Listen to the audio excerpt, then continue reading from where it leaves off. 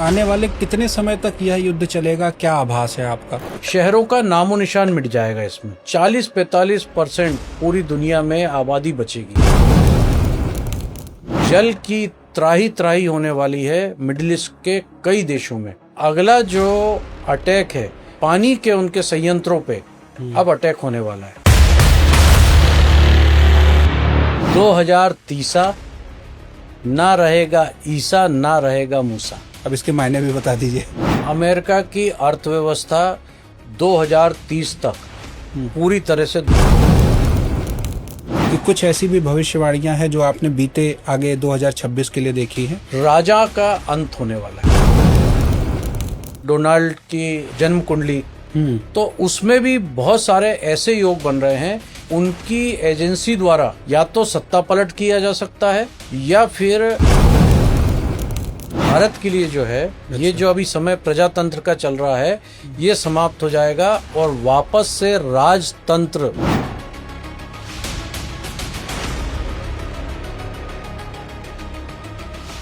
युद्ध का आगाज है और चारों तरफ हाहाकार है। कहीं डर, कहीं अनिश्चितता, कहीं भय का माहौल व्याप्त है। मिडिल ईस्ट में चल रहे युद्ध से पूरे विश्व की स्थिति कहीं न कहीं किसी भी रूप में प्रभावित हो रही है। ऐसे में इस विषय पर ज्योतिष विधा से चर्चा करने के लिए हमारे साथ महामंडलेश्वर मनेश्वरानंद जी महाराज हैं। महाराज जी, बहुत बहुत आपका स्वागत। आपका भी बहुत बहुत स्वागत और मेरे आत्मीय बंधुओं आपका भी बहुत बहुत स्वागत है और वंदन है।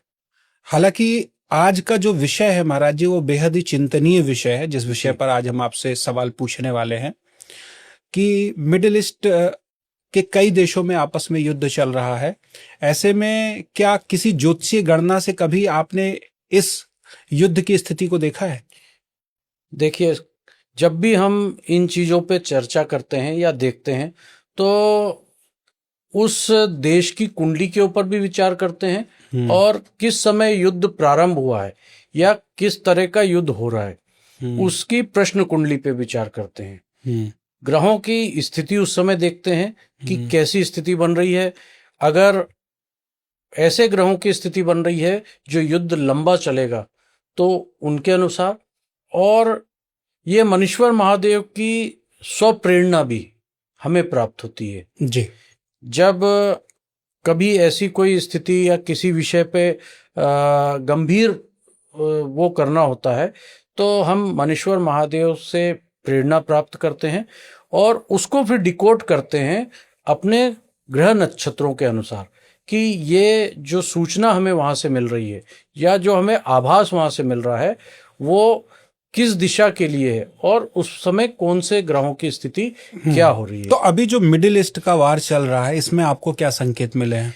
देखिए, अभी कुछ दिन पहले जब हमने इस स्थिति को देखने का प्रयास किया तो चारों तरफ भयंकर अग्निकांड, गोली बारूद और विध्वंस ही विध्वंस दिखाई दिया।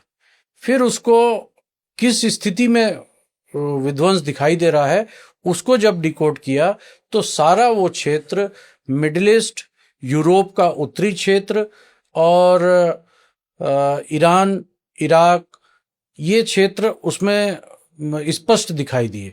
और ये बहुत ही सरल विधा है। आप कभी इसको खुद भी करना चाहें तो मनीश्वर महादेव पे सामने आप आके बैठें और आप जो भी भाव करेंगे उसके अनुसार वो आपको चीजें दिखने लगेंगी। जी। अभी जो युद्ध चल रहा है, अभी हम मार्च के लगभग मिड में हैं जी। आने वाले कितने समय तक यह युद्ध चलेगा, क्या आभास है आपका? ये युद्ध बीच में थोड़ा सा कम होगा लेकिन ये 2026 तक लगातार चलेगा क्योंकि अगस्त सितंबर में अष्टग्रही योग बन रहे हैं। अष्टग्रही योग जब जब बने हैं तब तक भारी युद्ध हुए हैं, चाहे प्रथम विश्व युद्ध देखें या द्वितीय विश्व युद्ध देखें, लेकिन ये तीसरे विश्व युद्ध सरी की स्थिति नहीं दिखाई दे रही है। अच्छा। परंतु बहुत सारे शहरों का नामो निशान मिट जाएगा इसमें। अच्छा। क्योंकि इस स्थिति में बहुत सधा हुआ युद्ध हो रहा है। ये एक देश दूसरे देश के सबसे पहले तो यातायात को खत्म करेंगे। जैसे सूर्य का समय है, सूर्य मतलब गर्मी, गर्मी और मिसाइल द्वारा सबके यातायात पे अटैक करेंगे। यातायात पूरे तरह से खत्म कर दिए जाएंगे। फिर दूसरा, उसके बाद भी अगर युद्ध चलता है तो तेल की अफरा तफरी मचेगी। बहुत सारे देशों के तेल कुएं खत्म हो जाएंगे, जो सबसे बड़े वहां के सोर्स होंगे। और तीसरे चरण में ये पर्यटन को भी पूरा तरह से खत्म कर दिया जाएगा। चौथे चरण में जो दिखाई दे रहा है कि जल की त्राही त्राही होने वाली है मिडिल ईस्ट के कई देशों में। मैंने उसकी लिस्ट तक तैयार करी है, जिसमें 46 ऐसे प्लांट हैं मिडिल ईस्ट में जो पानी को रिफाइन करते हैं। और सब कुछ चला जाए, लेकिन जब जल ही नहीं मिलेगा तो आप कितने दिन काम चलाएंगे। तो अगला जो अटैक है, सावधान रहने के लिए भी है उन मिडिल ईस्ट में जहां भी युद्ध चल रहा है, कि पानी के उनके संयंत्रों पे अब अटैक होने वाला है। ओके। क्योंकि जल ही जल की त्राही त्राही दिखाई दे रही है। लोग पानी के कारण मरते हुए, तड़पते हुए दिख रहे हैं। अच्छा, तो आपका ये कहना है कि अब का जो वार होगा वो ऐसा भी हो सकता है जो जल संयंत्र हैं बिल्कुल उनको नुकसान पहुंचाए, बहुत बड़ा नुकसान पहुंचाने वाले हैं उसको। तो जिसके बाद वहां के लोग जल के बिना ही मरने लगेंगे। जी। दूसरा सबसे बड़ी चीज जो इस युद्ध में आगे बढ़ के दिखाई देगी, कि इजराइल के पास जितने आपके सैटेलाइट लगे हैं 80% उसमें डिकोड सिस्टम, उसके संचालन की व्यवस्था इजराइल द्वारा दी गई है। इजराइल बहुत बड़ा ऐसा देश है जिसके पास टेक्नोलॉजी बहुत ज्यादा है। अच्छी। और वो इसको ऑफ कर देगा, जिसको ब्लैकआउट बोला जा रहा है ना बार बार। Yes yes. वो ब्लैकआउट सबसे पहले आपके मोबाइल, आपके ट्रांसमिशन सब बंद हो जाएंगे। आपका जो ये नया एआई दिख रहा है, ये सब कुछ खत्म हो जाएगा। आज के जीवन में, चाहे हम जिस माध्यम से आपसे चर्चा कर रहे हैं, या आज का जो युवा पीढ़ी है, वो पूरी तरीके से, चाहे हम वॉलेट सिस्टम पे हो, चाहे टेक्नोलॉजी में हो, चाहे टीवी पे हो, पूरी तरीके से अब हम इंटरनेट पर निर्भर हो चुके हैं।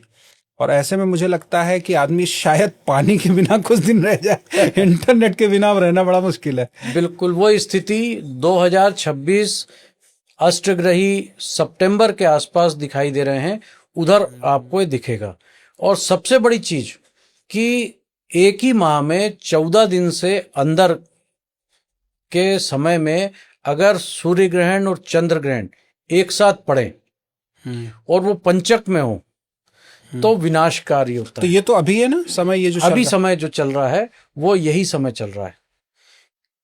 ऐसे में क्या भारत को भी किसी भी विशेष प्रकार की सावधानी बरतने की जरूरत है? देखिए, भारत में गुजरात जो क्षेत्र है, यहाँ बहुत प्रलय होने वाली है।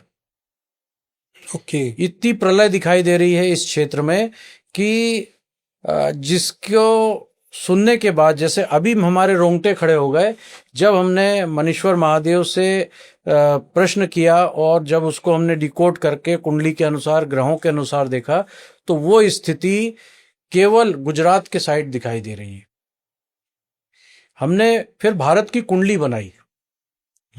उस कुंडली में पूरा गुजरात का वो वाला जो क्षेत्र है वो पूरा इफेक्टेड दिखाई दे रहा है। इसलिए इसको डरने के लिए नहीं, इसको आप इस दृष्टि से देखें कि हम किस तरह से वहां सतर्क हो सकते हैं। और आने वाली इस प्राकृतिक आपदाओं को, हमारे पास भी बहुत सारे संचार हैं सरकार के क्या पास। ऐसी संभावना है? बहुत बड़े भूकंप, ज्वालामुखी तो नहीं कह सकते उस समय, नहीं, जल हो सकता, जल आपदा, क्योंकि समुद्र का किनारा है, और वायु, दोनों बहुत तेजी से उनको नुकसान पहुंचाएंगे। मेरे ख्याल से उसमें ऐसा दिखाई देता है कि हवा की गति बहुत तेज होगी, शायद 200-250 प्रति घंटे की रफ्तार से भी तेज हो। लगभग ये कौन सा समय हो सकता है? ये अगस्त से लेके सितंबर के आसपास का समय होना चाहिए। तो प्राकृतिक आपदा पे क्या ही किया जा सकता है, उसको तो रोका नहीं जा सकता, बस सावधानी बरती। सतर्क रहा जा सकता है उन क्षेत्रों से। और मैं कुछ समय में आपको वो शहर भी डिकोड करके दे दूंगा कि किन किन शहरों में ज्यादा नुकसान होगा। ओके जी। साथ ही आने वाले समय में क्या कोई ऐसी भी कुछ कई भविष्यवाणियां हैं जो भी आप बता रहे थे कि कुछ ऐसी भी भविष्यवाणियां हैं जो आपने बीते आगे 2026 के लिए देखी है? देखिए, एक बहुत बड़ी भविष्यवाणी में आपके माध्यम से, राजा का अंत होने वाला है। ये सिर्फ एक देश के राजा का नहीं, सभी देश के राजा, राजा मतलब आज के समय में कौन है? प्रधानमंत्री, राष्ट्रपति, इनके ऊपर बहुत बड़ी आपदा आने वाली है। क्योंकि सूर्य क्या है? ग्रहों का राजा है, और ये वर्ष सूर्य का वर्ष है, और वो ही आपदा लेके आ रहा है।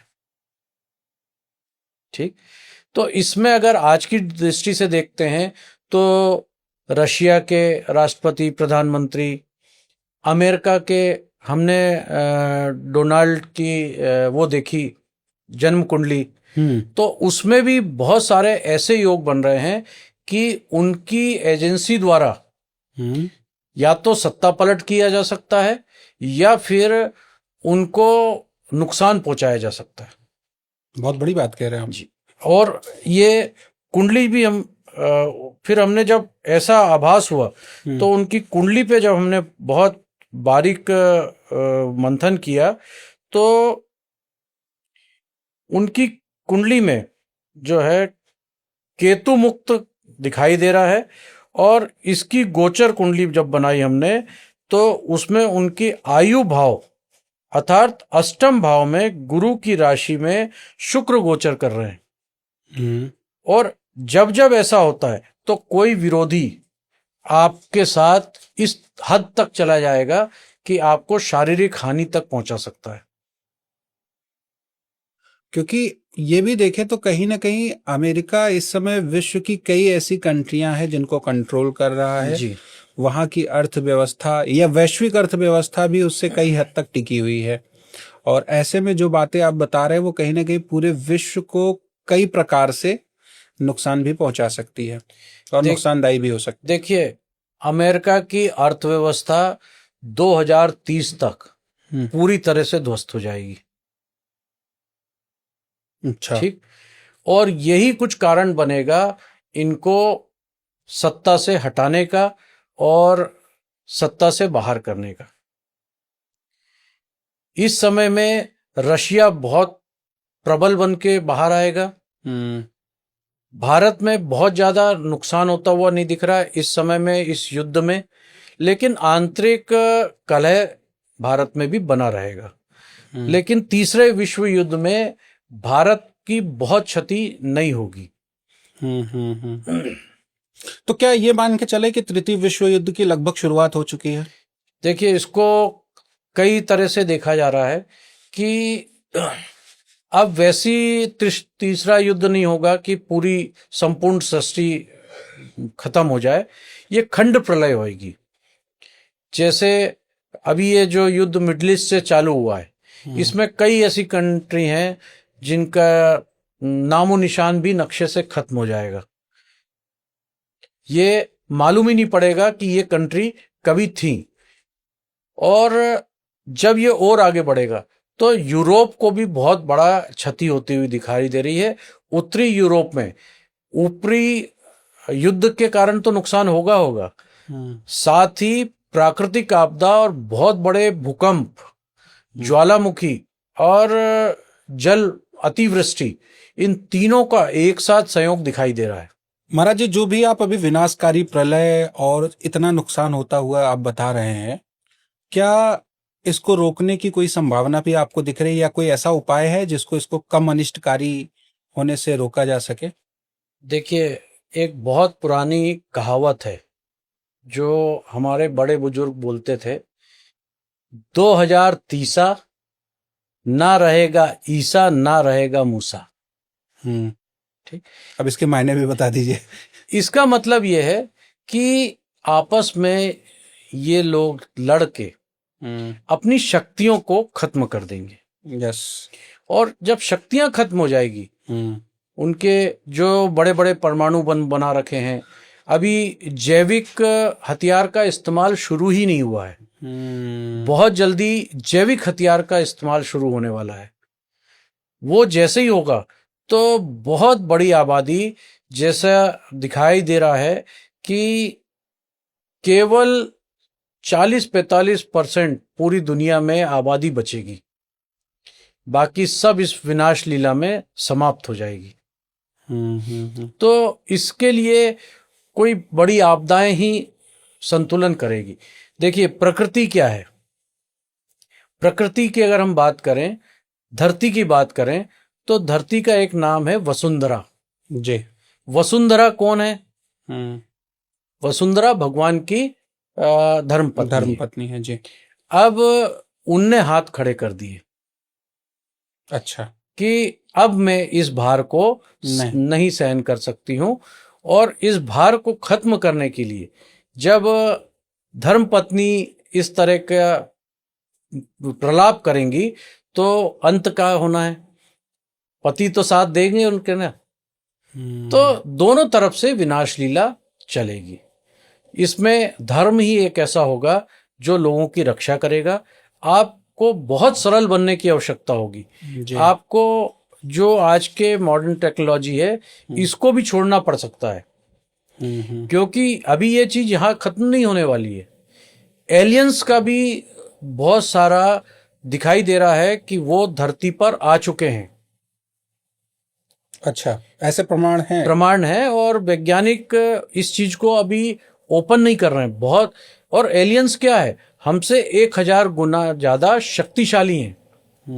तो अपन भले पिक्चर देख लें कि एलियंस मित्रवत व्यापार कर रहे हैं, लेकिन ये एलियंस हमें पूछेंगे तक नहीं, क्योंकि उनके सामने हम एक बिंदु के समान हैं।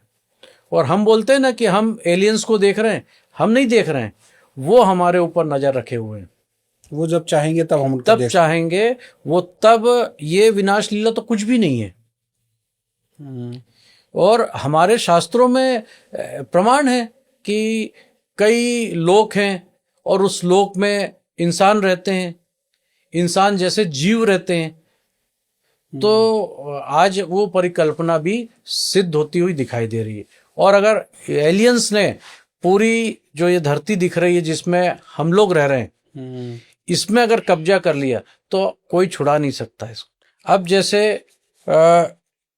ट्रंप की कुंडली में जो हम दोष देख रहे हैं जी, एक तो ट्रिपल मांगलिक दोष है जी, जो वैवाहिक जीवन को समाप्त भी करता है और कई विवाह उत्तर संबंध भी रखता है जी।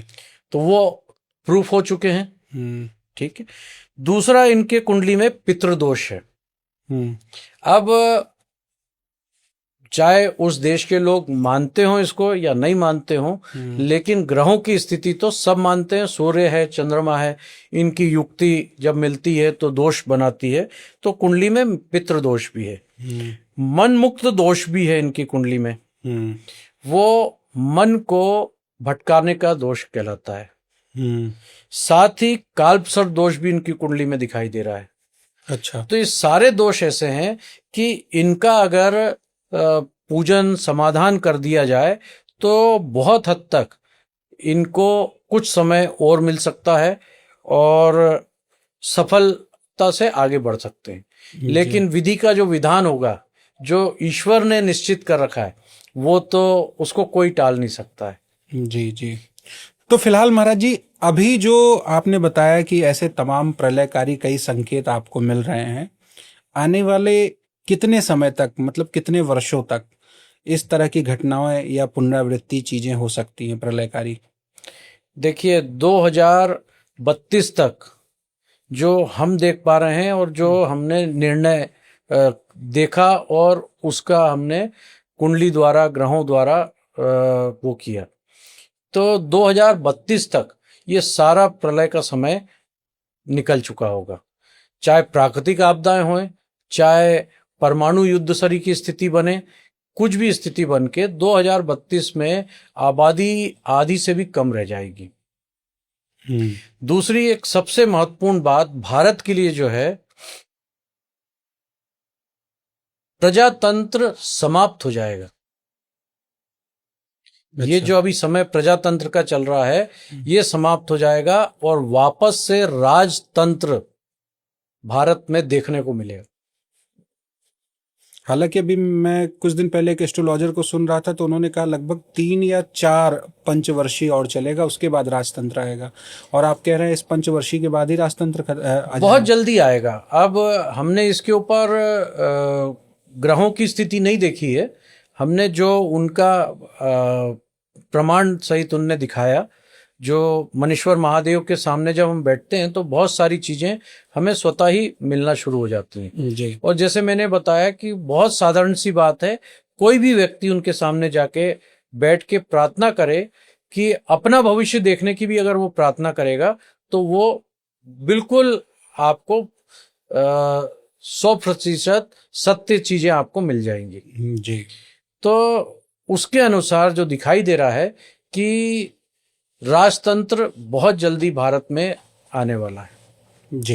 हालांकि मुझे लगता है इस एपिसोड में जो जो बातें आप बता रहे हैं यह पूरी तरीके से चौंकाने वाली है, और जब तक सही साबित नहीं हो जाती है तब तक कोई स्वीकार भी नहीं कर पाएगा। नहीं, देखिए, हमने पहले भी जो भी तारीख के अनुसार चीजें बताई, वो उन तारीखों से, मतलब अगर कोई चीज हमने 17 तारीख बोली है तो वो 16 या 18 तारीख को नहीं घटना हुई है, क्योंकि हमारा ज्योतिष शास्त्र इतना मजबूत है, ग्रहों की स्थिति इतनी मजबूत है कि हम 5000 साल पुराना इतिहास देखते हैं। जब भगवान राम का जन्म नहीं हुआ था तब हमारे ज्योतिष शास्त्र ने, हमारे ऋषि मुनियों ने उनकी आने की कहानी लिख दी थी, पूरी कथा लिख दी थी। तो हम लोग तो बहुत प्रबल हैं। अगर आप नेस्ट्राडामस की बात करते हैं या बेगा की बात करते हैं या किसी की भी बात करते हैं तो ये तो बहुत बाद में आए हैं। जी। हमारा शास्त्र तो बहुत पहले का है जी। और सारी घटनाएं हमने, अब रावण की बात करते हैं, रावण को सब कुछ पता था, उसका भविष्य जानता था वो, ठीक, लेकिन तो भी उसके साथ गलती हुई और उसके साथ गलती के साथ उसको जाना पड़ा। तो हमारे शास्त्रों में बहुत ही मजबूती से ग्रहों की स्थितियां देख के आज किसी भी व्यक्ति का जीवन से लेके अंतिम समय तक का पूरा चिट्ठा निकाला जा सकता है। जी। जी बिल्कुल महाराज जी। साथ ही अगर किसी व्यक्ति को आपसे मिलना हो या सलाह परामर्श लेना हो तो वह किस दिन कहाँ आपसे मिल सकता है, ये भी आप बता दीजिए। देखिए, हम सोमवार शनिवार, रायसेन जिला है, मनीश्वर महादेव धाम प्रफुल्लित तीर्थ, वहाँ बैठक करते हैं जो पूरी तरह से निशुल्क होती है। सुबह से लेके 2 बजे तक वहाँ पर आप आके अपना परामर्श ले सकते हैं। आपकी कुंडली में अगर कुछ देखना है तो कुंडली दिखा सकते हैं, या किसी तरह की कोई और समस्या हो, तंत्र से संबंधित भी कोई समस्या हो तो उसका भी निराकरण वहाँ पे किया जाता है। जी। सभी तरह के ग्रह दोष की पूजन भी कराए जाते हैं और कुछ चीजों का वहाँ शुल्क भी लिया जाता है। तो आप वहाँ पर आ सकते हैं, आके स्वयं भेंट करके मिल भी सकते हैं। जी बिल्कुल महाराज जी, बहुत बहुत धन्यवाद। हालांकि विषय चिंतनीय था जी, लेकिन फिर भी आपने जिस तरीके से बातें बताई, लोगों को आगाह किया, हम तो चाहते हैं कि ऐसी कोई घटना ना हो और आपकी जो भी भविष्यवाणी है वो झूठी हो जाए लेकिन जो आपने बताया वो निश्चित रूप से मतलब बेहद चिंतनीय है। प्रभु, हम भी ये चाहते हैं कि जन हानि ना हो, जी। लेकिन ग्रह की स्थिति और जो बाकी चीजों से वार्तालाप के द्वारा मालूम पड़ी है, तो ईश्वर की भक्ति करिए, आप ईश्वर का साथ हमेशा रखिए, आप सरल रहिए, ईमानदार रहिए, अपने काम के प्रति सतर्क रहिए, तो इन दुर्घटनाओं से आप बच सकते हैं।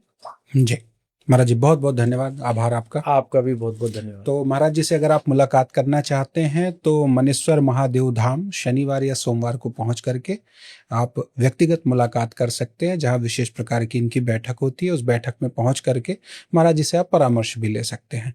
अगली कड़ी में फिर होगी ऐसे ही विशेष शख्सियत के साथ मुलाकात, तब तक के लिए नमस्कार।